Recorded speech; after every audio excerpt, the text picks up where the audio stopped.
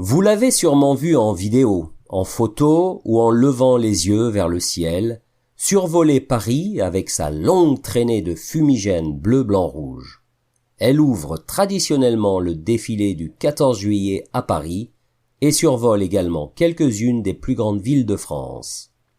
La PAF pour la Patrouille de France est la patrouille acrobatique officielle de l'armée de l'air française.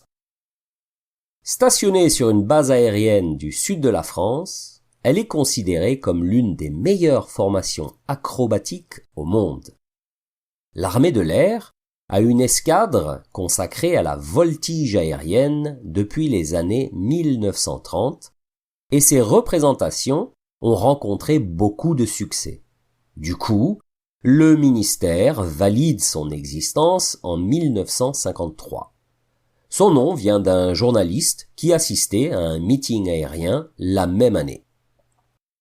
La PAF est composée de 9 pilotes et d'une quarantaine de mécaniciens.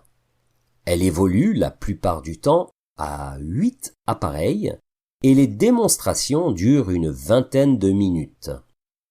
Les avions sont des Alpha Jet, des avions militaires de fabrication franco-allemande.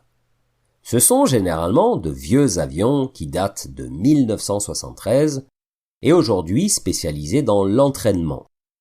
Ils ont pour caractéristique d'être peints aux couleurs du drapeau tricolore. Connaissez-vous les drôles de noms donnés aux pilotes? Il y a d'abord les Schtroumpfs. Ils sont 3 et le nom désigne les 3 nouveaux pilotes qui intègrent chaque année la patrouille.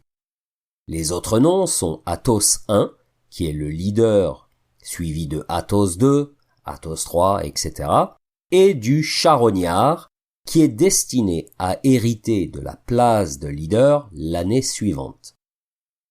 Depuis 1935, des accidents mortels et non mortels ont frappé la PAF.